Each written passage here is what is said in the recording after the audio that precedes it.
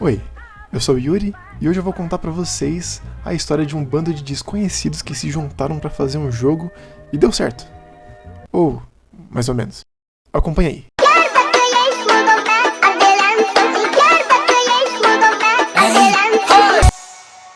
Antes de começar essa história eu tenho que dar alguns disclaimers. Primeiro, esse projeto não surgiu do nada. Esse projeto é um trabalho de faculdade. Quando eu digo que um bando de desconhecidos se juntou pra fazer esse jogo, não é mentira. A gente entrou na faculdade, um grupo foi formado sem a gente nem sequer se conhecer e a gente tinha que programar um jogo. Muitas partes do processo desse desenvolvimento não foram gravadas, mas boa parte sim. E tudo que eu consegui gravar eu vou mostrar pra vocês. No começo do projeto, a gente até tinha bastante ideia do que fazer, mas a gente não sabia o que a gente realmente poderia ou não poderia fazer.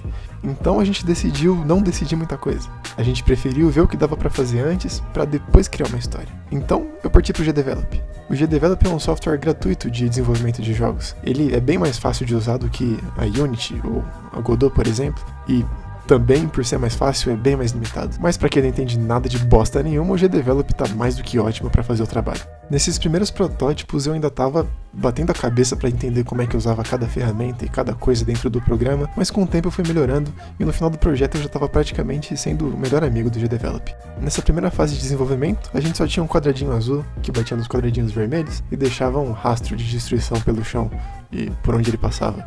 Uau, que aterrorizante. E foi já nessa primeira fase que eu tava tentando colocar algumas coisinhas pra deixar o game feeling melhor. Tipo, quando o inimigo era acertado pelo jogador, ele brilhar, ou quando o jogador era acertado pelo inimigo, ele também brilhar e tomar um pouquinho de knockback. Eu queria muito que tivesse o knockback nesse jogo, mas se nessa fase de teste já tava bugando, imagina mais pra frente. Esse knockback ainda vai dar muita dor de cabeça, mas isso é história pra daqui a pouco.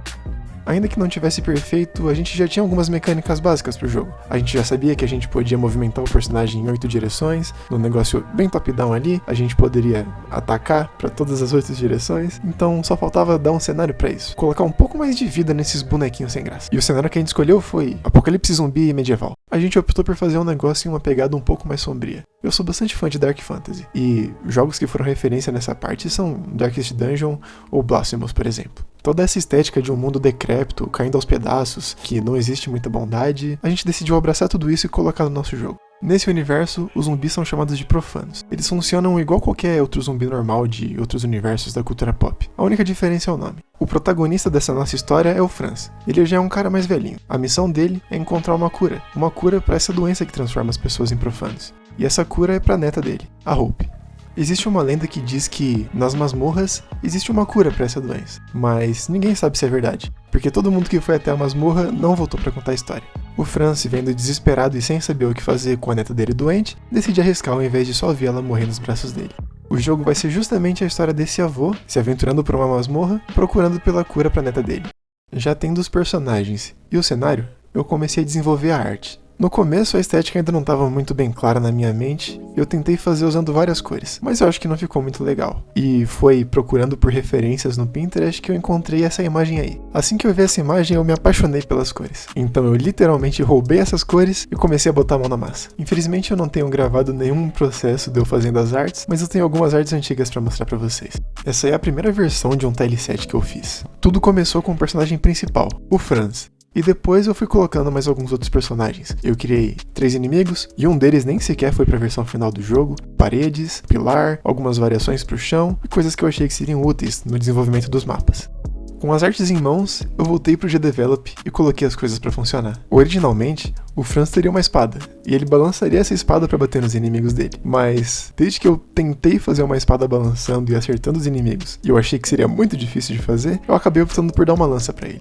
Aí o ataque ia reto e eu não tinha que ter dor de cabeça. Com isso eu economizei tempo, saúde mental, e melhor ainda, a lança ficou um resultado bem melhor do que seria se fosse uma espada batendo nos inimigos. Eu também queria um sistema de dash. Foi um pouquinho difícil de acertar esse sistema, por um bom tempo enquanto você dava um dash pra esquerda ele ia pra cima ou alguma coisa assim, mas deu certo. Eu corrigi e agora ele conseguia ir para todas as direções. Enquanto ele ainda não tinha uma animação, ele só estava deslizando por aí. Mas depois eu adicionei uma animação que é tipo uma rolagem, meio Dark Souls ou qualquer outro tipo de Souls-like. Eu também adicionei algumas caixas pro jogo. Originalmente essas caixas iam ser só um enfeite pro jogo, mas o jogo foi evoluindo e elas acabaram se tornando uma ferramenta importante do level design dele. Toda caixa tem uma colisão, que faz com que nem o jogador e nem os inimigos possam atravessar ela, obviamente. E também os projéteis que os inimigos lançam. Uma vez que o jogador tenha quebrado uma caixa e salvado o jogo, essa caixa vai desaparecer para sempre. O jogador precisa pensar bem antes de atacar e quebrar alguma caixa, porque se ele acabar quebrando uma caixa errada, ele pode ou liberar um inimigo que antes estava preso, ou perder o cover que ele teria de ataques à distância. Esse jogo tem 3 inimigos e um chefe. O primeiro inimigo é o profano normal. Ele era um adulto antes de se tornar um profano, e agora ele só anda na sua direção numa velocidade bem lenta, e quando chega bem perto de você, ele começa a correr. O segundo inimigo é o profano criança. Esse, diferente do profano adulto, tá sempre correndo atrás de você. Ele é um inimigo bem chato, principalmente se você tá sem dash. O terceiro inimigo é o profano do cuspe. Ele ataca você de longe, com essas bolas nojentas de toxina tóxica de zumbi, alguma coisa assim. A programação desses profanos faz com que eles sempre sigam algum dos quadrados que fica girando constantemente ao redor do jogador. O profano normal e o criança vão sempre seguir o quadrado que tá rodando diretamente ao redor, bem pertinho, no corpo a corpo. E o profano cuspe segue um quadrado que fica bem distante do jogador. Como ele ataca de longe, ele não quer ir até o jogador. Ele quer ficar a uma distância segura, para não ser atacado. Anteriormente no vídeo eu citei a dor de cabeça que o knockback tinha me dado. Eu tentei bastante. Eu tentei manter o knockback no jogo, mas estava simplesmente impossível de conciliar ele com os outros sistemas e as outras mecânicas. Então, eu só tirei. Quando o jogador ataca o inimigo, ele só é empurrado um pouquinho pra longe. Não tão longe, porque se fosse mais longe do que é, bugaria o jogo completamente. Eu tive bastante problema com o pathfinding desses inimigos também. Como eu disse, o GDevelop ele não é muito bom assim, não é tão bom quanto as ferramentas que as pessoas realmente usam para fazer jogos sérios, então a ferramenta de pathfinding dele é bem ruim. Pelo menos eu não consegui usar, eu odeio essa ferramenta de pathfinding, os zumbis viviam tentando atravessar as caixas, tentando atravessar a parede, não só tentando como conseguindo. Então eu realmente odeio o pathfinding do GDevelop, morra pathfinding. Para fazer o profano normal ficar mais rápido quando chega perto do jogador foi também muito simples. Eu só precisei criar um objeto que fica ao redor do jogador, e assim que o profano entra em colisão com esse objeto, a velocidade dele aumenta. Quando ele não tá mais em colisão com esse objeto, a velocidade dele volta ao normal. Eu também criei um chefe para esse jogo. A ideia é que esse chefão seria um baita de um colosso difícil de lutar contra. Ele sempre ia pular na sua direção e ficar batendo no chão e soltando essas ondas de energia que batem em você. O funcionamento dele também é muito simples. Ele tem um timer, e assim que o valor do timer dele acaba, ele escolhe uma dentre algumas opções de ação. Pode ser tanto bater no chão parado, avançar na direção do jogador e bater no chão, ou só andar um pouco mais e resetar o timer. Eventualmente eu também precisei adicionar um sistema de cura. O jogador tem 5 pontos de vida e todo dano que ele recebe dos inimigos vai tirar sempre 1 ponto de vida. O jogador pode carregar até 3 curas, e cada pontinho de cura vai restaurar 2 pontos de vida. Esses pontos de cura estão espalhados pelo mapa, então é só andar por aí e procurar. Eu também fiz uma animaçãozinha para indicar quando o jogador está sendo curado. É ótimo ter um feedback visual. Esse jogo até que tem bastante história, e o jogador precisa ter uma maneira de descobrir essa história que é contada pra ele. A principal maneira que isso acontece é pelos diálogos. Sempre que o jogador interage com alguma coisa, o próprio protagonista, o Franz, vai falar algumas coisas. Dessa maneira, o jogador aprende mais sobre o mundo.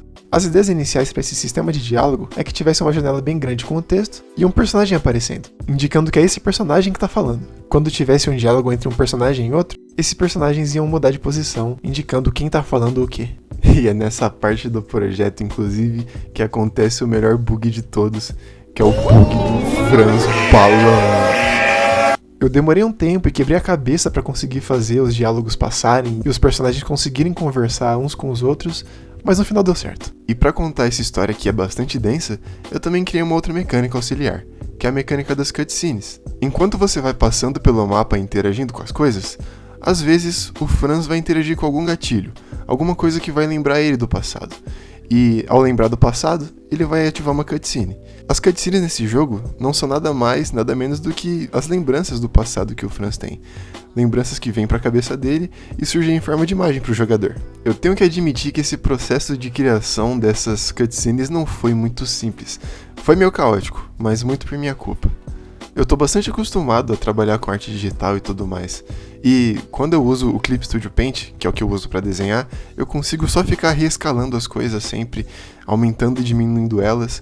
Mas quando você tá trabalhando com pixels, especificamente no Azeprite, que é o programa que eu tava usando para fazer as artes do jogo, se tornou uma coisa bem mais complicada, porque quando você diminui um pixel que ele já é de 1 pixel, esse pixel acaba desaparecendo.